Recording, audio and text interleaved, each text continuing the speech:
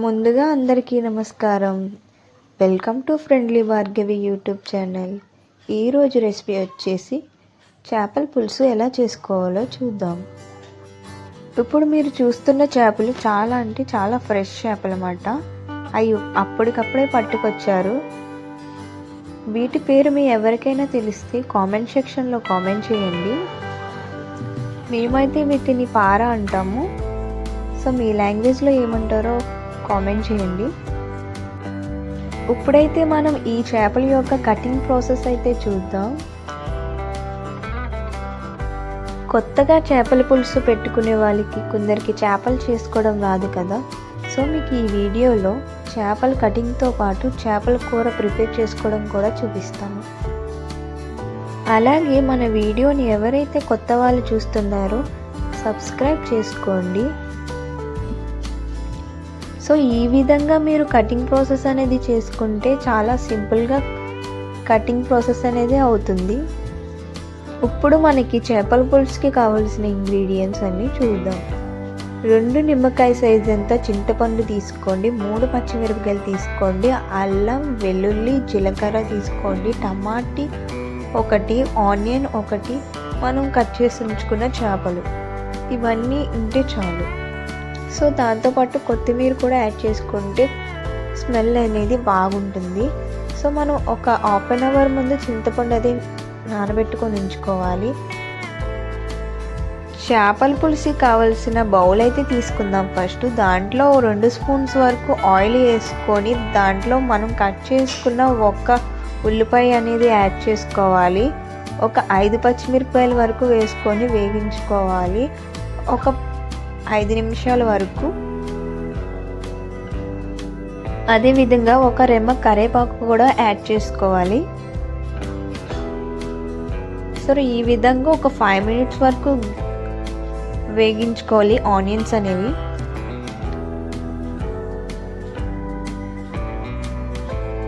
So దీంతో పాటు గమ్మున వేగడానికి ఆనియన్ 1 స్పూన్ వరకు సాల్ట్ వేసుకున్నాం ముందుగానే. బేగా మగ్గిపోతాయి ఆనియన్ అనేది. దాంతోపాటు 1/2 స్పూన్ పసుపు అనేది యాడ్ చేసుకోండి. నేను చిన్న స్పూన్తో వేస్తున్నాను, మీరు పెద్ద స్పూన్తో 1/2 స్పూన్ వేసుకోండి. సో 2 కూడా బాగా మిక్స్ చేసుకొని కలుపుకోండి.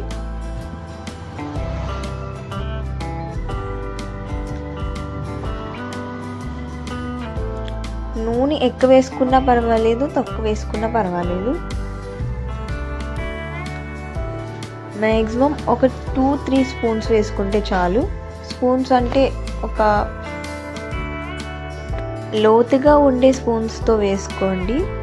అలాగే 1 టమాటీ మనం చూపించాం కదా, అది కోసుకొని యాడ్ చేసుకోండి. సో 2 కూడా బాగా మగ్గవాలి.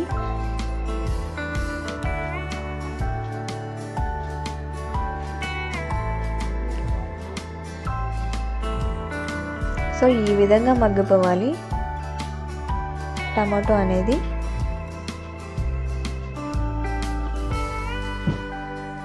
బాగా స్మాష్ చేసుకోండి టమాటోని.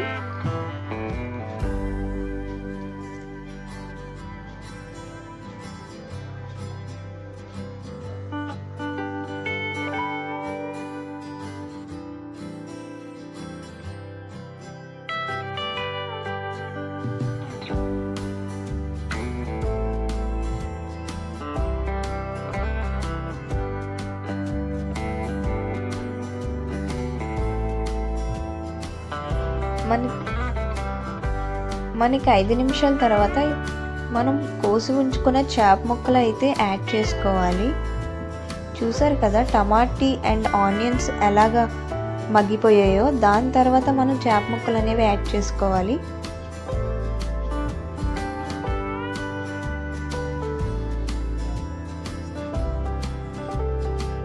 చాలా ఫ్రెష్ చేపలండి.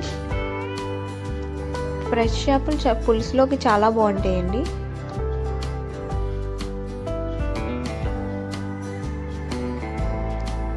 దాంట్లోకి ఒక 2 స్పూన్స్ వరకు కారం యాడ్ చేసుకోండి.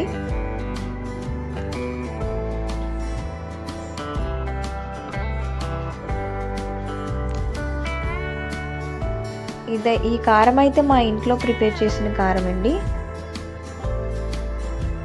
చేప పచ్చిగా ఉన్నప్పుడే గరిటతో కలుపుకోవాలి. అదే ఉడికేటప్పుడు కలుపుకుంటే ముక్కలు ముక్కలు విడిపోద్ది. సో పచ్చిగా ఉన్నప్పుడే కారం అంతా కలుపుకొని ఉంచుకోవాలి. దాన్ని ఒక 3 మినిట్స్ అలా వేగించండి. ఇప్పుడు చేపలోకి కారం అనేది వెళ్తుంది. దాని తర్వాత ఒక స్పూన్ అనేది సాల్ట్ యాడ్ చేసుకోండి. మనం ఆల్రెడీ ఆనియన్లో వేసాం కదా, మళ్ళీ వేయవసరం లేదు, ఇదే లాస్ట్ టైం.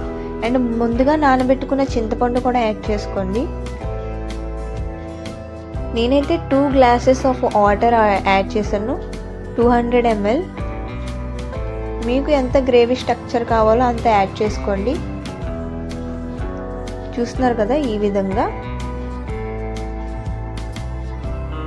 చేప ముక్కలు ములగలేనట్టుగా యాడ్ చేసుకుంటే పులుసు అనేది కొంచెం థిక్గా వస్తుంది. సరే, ఈ విధంగా మిక్స్ చేసుకోండి.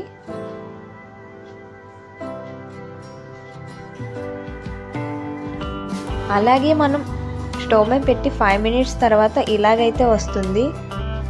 మనమైతే అల్లం అండ్ వెల్లుల్లి అయితే జీలకర్ర మనం పేస్ట్ చేసుకున్నాం కదా, అదైతే యాడ్ చేసుకోవాలి. 5 మినిట్స్ తర్వాత బాయిల్ అయిన తర్వాత వేసుకోవాలి అల్లం జీలకర్ర అనేది, వెల్లుల్లి అనేది.